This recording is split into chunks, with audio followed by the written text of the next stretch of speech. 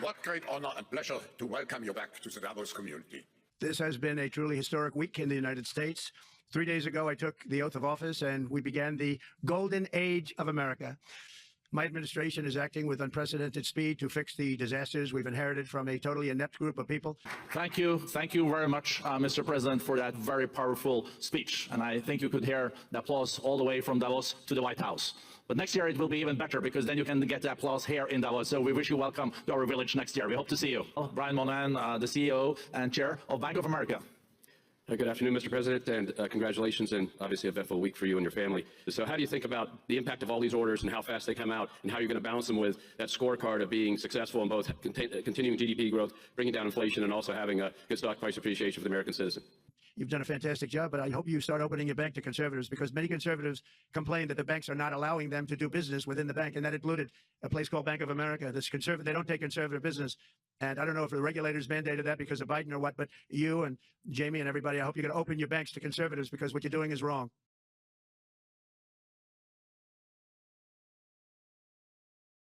Everyone. It's frigid 5 degrees in the pre-dawn hours just outside of Boston, where this team of elite ICE officers is briefing on their targets for the day. We're going to be targeting some extremely violent offenders today. Within moments, the officers are on the move, with eyes on their first target. Looks like we got movement, target vehicle coming out. They quickly take him into custody. He's an MS-13 gang member wanted in El Salvador for aggravated murder. And he has an Interpol red notice out for his arrest. We are targeting very violent threats to our community. I'm not going back to Haiti. One of those threats is this illegal alien from Haiti. ICE says he's a gang member with 17 criminal convictions in recent years. Trump, you feel me? Yo, Biden forever, bro. Thank Obama for everything that he did for me, bro. I'm not going back to Haiti. Well, he's wrong. He's going back to Haiti. I can tell him that. Goodbye.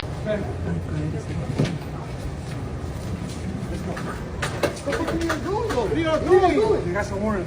A warrant for what? I just got word from my ICE contacts that they are given a mandatory 7-day-a-week schedule until further notice. Breaking news that we just heard this judge is blocking the Birthright citizenship executive order. There's every indication that the Trump administration invited a challenge because they want to get into the courts in order to eventually make it to the Supreme Court. The Supreme Court can, of course, change the interpretation of the 14th Amendment, although I would still say that that is unlikely. But I think that what you're really seeing playing out here is a dual legal and political strategy. Frankly, I think that the Trump administration views this as winning either way. That is, to the extent that it forces Democrats to oppose the legislation in Congress, to oppose this effort in court, it plays well with a large number of citizens who don't agree with birthright citizenship. I'm not coming back. I'm never coming back here until Katie leaves the house. Katie, he's ruining my life, her life, and the life of every single immigrant in this country. Throw him in the brig. The Trump administration's immigration policy is a threat to immigrants like criminals. Who's next? Those people were criminally convicted, and Donald Trump didn't care a bit about safer communities when he released those who were convicted of beating the shit out of police officers. So don't come to us and talk about security and safer communities when you do that. Well, Mr. President, convicted felon release 1,600 people. Families have lost everything. Their husbands, the fathers, the breadwinners have been taken from them and put in prison unlawfully for many years for the simplest of infractions. You said this wasn't the first prison that your son was at. Can you talk to us about what they charged him with and why he was at another prison before coming here?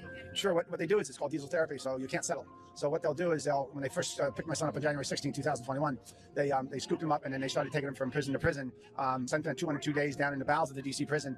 The conditions there are so egregious. He was actually sifting water through a sock because there was so much rust in the bottom of that prison that you can't drink the water. $1. And so, they would lay them on a cot. They had lights. This was like Vietnam, where they had lights on all the time. You had 2 blankets. They call them suicide blankets, and you just laid them on a basically a block, and you didn't even have a mattress. So, and then what they do, as soon as you start to get communications with your attorneys and your family, they scoop you up and they take you to another prison.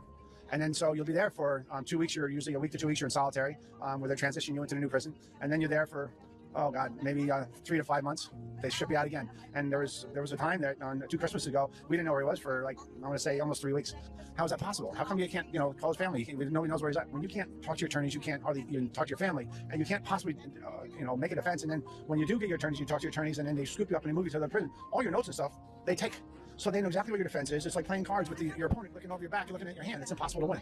What has happened under the Biden regime was so egregious, so anti-American, unconstitutional. They walked all over our Bill of Rights. Thank God President Trump came in here, because not just for our patriots, and our families, but for all of America, because if they didn't like you, they would do anything to shut you up. They tried to shut down my businesses. They had the local the state agencies come after my companies. I got a bunch of companies like restaurants. And so they'll stop at nothing to shut you down. And I've lived through it. And so here we are today. So you're standing out here. President Trump signed the pardon over 24 hours ago, or coming up on 24 hours ago. Your son is still not out. What reasons have they given you for that, and what do you think is actually going on? What this is nothing more than this nasty, rotten mayor of this city that controls these facilities. They're not federal facilities, they're city-run facilities. So what she's doing, because she's all bent out of shape, because they're out, she is doing everything she possibly can to hold up the process and also harm him. My son was assaulted by a lieutenant and 5 other guards last night. He was assaulted, punched. He was sitting in the middle of the quad waiting to get processed and go out. Came in, they handcuffed him, they wrenched his wrist, put him behind him, they punched him, from what I understand. They threw him physically into his cell, and that's where he was for the rest of the night. And this is a young man who has been pardoned like everybody else. And so this is how they're treating them. So we already have a lawsuit filed, but this just adds to that. You're fired. Byron Cohen, who works in health policy at the White House, told us about his disapproval of RFK Jr. Byron admitted that the deep state is real and that RFK will be, quote, crushed by the deep state bureaucracy. So I think RFK Jr. is a very bad pick for HHS. Can you guys maybe micromanage RFK a little bit? Yeah, I'm kind of hoping someone just puts him in a closet. I honestly think that is probably, there's a good chance that the bureaucracy just crushes him. Because and that would be you guys, right? Not us, just HHS. And so it's not just a matter of ordering people to do things you want to do, because they have ways that they can slow things down or block you without you realizing it. They're people joke about the deep state, but to some degree it's real. What I will say is bureaucracy will do what is in the bureaucracy's interests. You have said that Fauci should go to prison over his dishonesty regarding the COVID-19 virus and the gain-of-function research. But, Senator, he is now protected by a preemptive presidential pardon. History is going to judge him harshly. By accepting that pardon through Supreme Court precedents, he's actually accepting his guilt, so he's accepting culpability. He made the decision to bypass and to avoid the safety committee, to fund this without adequate review of its safety. He made a terrible decision, but you have to realize it wasn't a one-off. For over a decade, Anthony Fauci had said that the risks of a pandemic occurring were worth the benefit of the knowledge. Most other scientists disagree with that. But the idea that we could do anything to any virus, and if it escapes, oh well, whoops, too bad, the knowledge is worth it, it's not.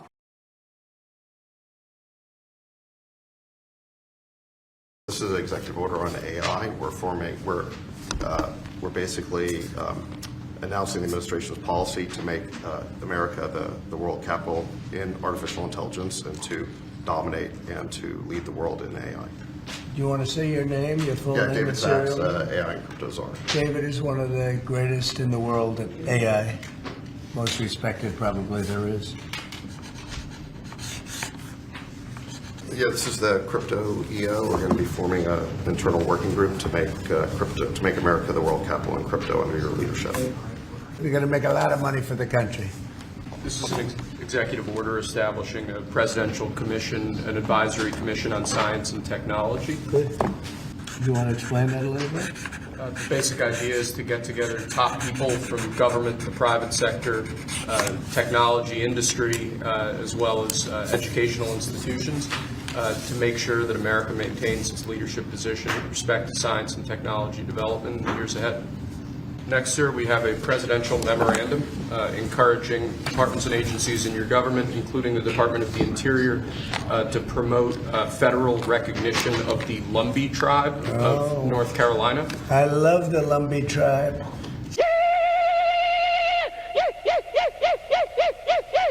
Next, we have a set of pardons for peaceful pro-life protesters who were prosecuted by the Biden administration for exercising their First Amendment rights.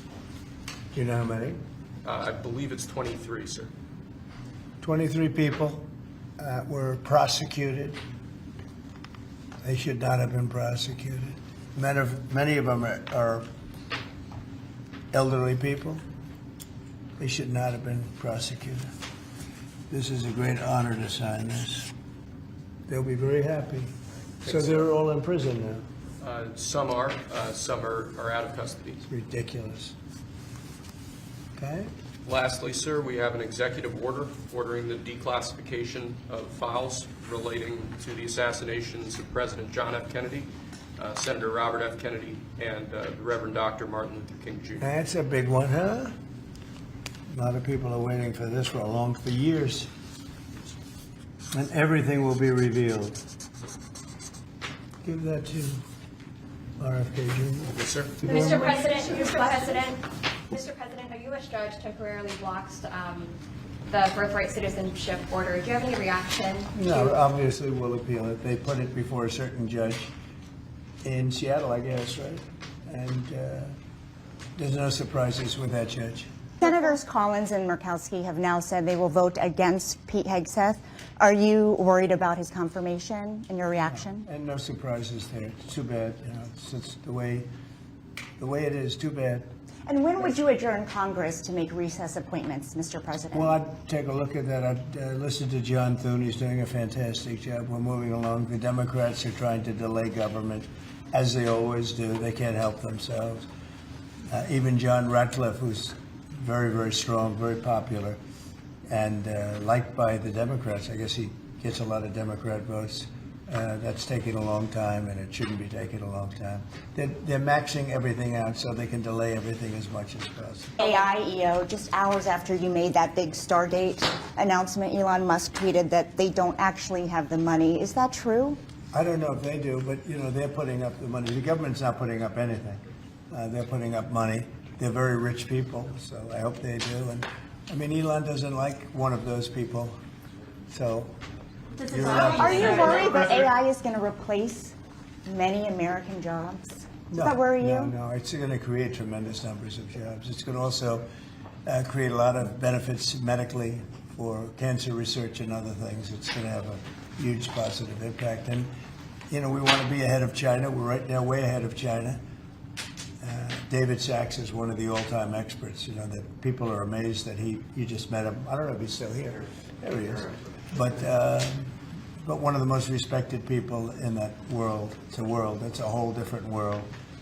And we're ahead of China now because of what I'm doing. And I think it's going to be very successful. You said earlier during your speech at Davos that you would like to see interest rates come down. Yeah. How much would you like to see them come down? A lot. And will you talk I'd with like to see them come down a lot, and oil prices will come down. And when oil prices come down, everything's going to be cheaper for the American people and actually for the world, but for the American people. So I'd like to see oil prices come down. And when the energy comes down, that's going to knock out a lot of the inflation. That's going to automatically bring the interest rates down. Are you worried that Mr. President, you said that you would demand. Are you worried that there's too much going on at once if you're trying to bring interest rates down, get the economy back going? No, it just works that way. I mean, it just economically works that way. When the oil comes down, it'll bring down prices. Then you won't have inflation, and then the interest rates will come down. You said that you would demand that the interest rates come down. Well, I would. Do you expect I the would Fed? put in a strong statement. Do you expect the Fed to listen to you? Yeah. Are you going to talk to Powell about this and bringing the rates down? At the right time, I would. 10,000 troops to the southern border, sir. Yeah. Oh, southern border? Yes, When the you border. say southern border, when I said 10,000 troops, I was referring to the capital. Oh, I see. And No, when you does got it that? wrong. When I do you was plan? referring to the When do you capital. plan I to do offered that? 10,000 troops to the capital before January 6th. And as for the 1,500 at the southern border, sorry to clarify, what exactly do you want them to be doing right now? Making sure that the border is safe and secure and that criminals don't come into our country. That Elon Musk criticized a deal that you made publicly, that he said that he tweeted that? No, it doesn't. He hates one of the people in the deal. Have you spoken to him since then? No, I've spoken to Elon, but I've spoken to all of them, actually. No, the people in the deal are very, very smart people. But Elon, one of the people he happens to hate, but I have certain hatreds of people too. You put the Houthis back on the terror list. How do you see the war in Yemen end? The Houthis? Yes. And that, you can't shoot down our ships or any ships, and that's what they've been doing. So they're on the terror list. That's not good for them. Would you support Israel, for example, striking Iran's nuclear facilities? Well, I'm or not do you going to believe answer in that. diplomacy? Obviously, I'm not going to answer that question. We'll have to see. I'm going to be meeting with various people over the next couple of days, and we'll see. But hopefully that can be worked out without having to worry about it. It would be nice. It would really be nice if that could be worked out without having to go that further step. Hopefully we'll make a deal, and if they don't make a deal, I guess that's okay too. So your tariffs planned for China and Mexico are much tougher, or the ones for Canada and Mexico are much tougher than the one for China. Why is it softer for China? Well, China's already paying a lot of tariffs because of me. The police will be on their best behavior because we're constantly recording, watching and recording everything that's going on. Citizens will be on their best behavior because we're constantly recording and reporting everything that's going on. And it's unimpeachable. The cars have cameras on them. I think we have a squad car here someplace. But those kind of applications using AI, if we can use AI, and we're using AI to monitor the video. So if that altercation that occurred in Memphis, the chief of police would be immediately notified. It's not people that are looking at those cameras. It's AI that's looking at the camera. No. You can't do this. It would be like a shooting. That's going to be immediately, that's going to be an event that's immediately, an alarm is going to go off. It's going to be, and we're going to have supervision. In other words, every police officer is going to be supervised at all times. And the supervision will, and if there's a problem, AI will report the problem and report it to the appropriate person, whether it's the sheriff or the chief or whomever we need to take control of the situation. We have, same thing. We have drones. If there's something going on in a shopping center, and I'll stop, a drone goes out there, get there way faster than a police car. There's no reason for, by the way, high-speed chases. You shouldn't have high-speed chases between cars. You just have a drone follow the car. I mean, it's very, very simple. Here is part 2 of my interview with the president. Will the tax cuts be permanent? No tax on tips, no tax on Social Security, no tax on overtime. And explain, when you talk about all of this money under our feet, and the golden era of America, and energy, drill, baby, drill. How do you get these companies to invest billions? And how quickly are they going to extract this energy and maybe supply Western Europe? Because I agree with you. It's money that will save this country. We have more oil and gas than any other country, and we're going to have more. And with Anwar, which he ended, Anwar is the biggest. Anwar could be, that's in Alaska, could be as big or bigger than Saudi Arabia. We have more than any other country. It's a great thing. It's a great asset because China doesn't have that. I mean, China does not have that. They have to go out the old-fashioned way and buy it. We have more than anybody. We're going to become a wealthy country again, and energy is going to lead the way. But there'll be other things also, tariffs, because tariffs, we were our wealthiest in the 1890s, okay? And by the way, we're going to rename Mount McKinley into Mount McKinley because he was a great president from Ohio, he was a senator from Ohio. He was a very successful businessman who believed strongly in tariffs. He ran for the Senate, he won. He ran for the presidency, he won. He was ultimately assassinated in his second term, but he made the country very rich. And Teddy Roosevelt then came along, and I'm not knocking Teddy Roosevelt, but he spent the money that was made during the McKinley years, and he did, a lot of great things, like building the Panama Canal. The most expensive thing, relatively speaking, the most expensive thing we've ever built is the Panama Canal. And you're serious And about it? unfortunately, Jimmy Carter gave it away for $1. Oh, no, we're going to have to take it back. China's running the Panama Canal right now. That wasn't the deal. It should have never been given. But the deal was not that China's going to run the Panama Canal. We could supply the whole world with energy. That's what we have. For hundreds of years, we could supply the whole, with, at this moment, the best energy. Because natural gas is clean and it's powerful. You need power. And it's consistent. Not like wind. The wind blows and then it doesn't blow and the things cost a fortune. They're made in China. They kill the birds and they're horrible. We don't want windmills in this country. We're putting an order out. I've already sort of done it. We don't want windmills. If you have a house and your envision of a windmill, your house is worth half. It's a disaster. And nobody wants them, and they're the most expensive energy of any kind of energy. We have Russia, China, and Iran. I want to ask you about all three. You had a conversation with President Xi. We have problems with them. They have territorial ambitions with Taiwan, intellectual property theft, their unfair trade practices. How'd that conversation go? It went fine. It was a good, friendly conversation. I had a great relationship with him prior to COVID. I had a very good relationship with him. I thought it was a very good conversation. We've had other communication before that. They are a very ambitious country. He's a very ambitious man. He's a man that was, I don't want to be naive and say my friend, but he was like my friend. We had a very good relationship. I had a very good relationship with Putin also. I would say Iran is a different story. I will be honest with you. Iran is a whole different thing. That's a religious deal that is very dangerous. That's the very, very opposite. dangerous. It's a very dangerous situation. One very big power over China, and that's tariffs. And they don't want them, and I'd rather not have to use it. But it's a tremendous power over China. China gets a lot of its money from the United States. They use that money to build the military. Isn't it crazy? Oh, you Because during Obama's administration, they stole the design for Russia stole the design. They got it from us. Some bad person gave them design. It was our design. Now, I authorized the building of hypersonic, and we're doing super hypersonic, actually, which is even a step better. But and we'll have them starting fairly shortly. But Russia got them, and they built them. Zelensky was fighting a much bigger entity. Much bigger, much more powerful. He shouldn't have done that because we could have made a deal, and it would have been a deal that would have been a nothing deal. I could have made that deal so easily. And Zelensky decided that I want to fight. They have 30,000 army tanks. Russia has 30,000 army tanks. Zelensky had none practically. You don't fight those. Now then we started pouring equipment, pouring, and they had the bravery to use the equipment, but in the end, that's a war has to be settled. So the field is interesting because it's very flat. It's great farmland, okay? Very flat. There's no protection. The only thing that's stopping a bullet that gets shot, they can go for miles, is a human body. And they're being hit left and right. And they're losing millions of people. Young, beautiful people are dying on the battlefield. And it's got to stop. Zelensky did say for the first time that he would be open to a negotiated He says that. He should have said that a long time ago. And what I read says Iran may be 3, 4, 5, 6 months away from a nuclear weapon. There's only, I think, the number one state sponsor of terror. I'm not the commander-in-chief, you are. There's only two solutions that I see, is to knock out their finances, which would be their refineries, and Israel and or the United States has to recognize they can never get a nuclear weapon. That would mean taking out those sites. Is that something? I know you will not telegraph what you might do. I can't do that. Of course you would. I can't. I would never tell you. But I will you say see this as a possible necessity? Had the election been fair, we would have had a deal within 1 week after the election, and they wouldn't have had a nuclear weapon. And the only thing I've said about Iran, and I want them to have a great country, they have great potential, the people are amazing. The only thing I said about Iran, they can't have a nuclear weapon.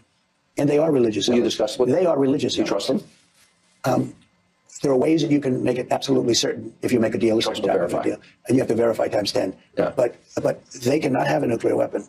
And, if they get one, you're going to have everyone else getting them, and then the whole thing is going to be a disaster.